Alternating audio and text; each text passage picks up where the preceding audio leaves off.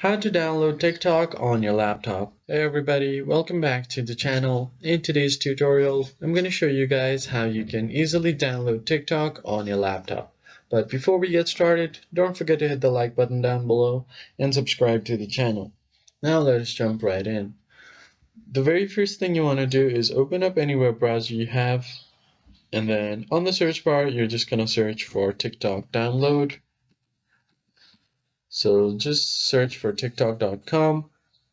Now, once you have opened up your TikTok, what you're going to do now is simply create a shortcut because TikTok is not available as a desktop application as of now. So what you're going to do is go ahead and click on the More option, click on Cast, Save, and Share, and then here you can install TikTok from here. So just click on Install TikTok, and then click on Install.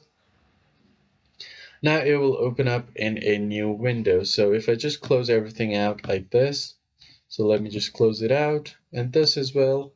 As you can see, I've got a new shortcut for TikTok on my desktop. So if I just open it up, it will open a dedicated window for TikTok, but it's still running via your browser.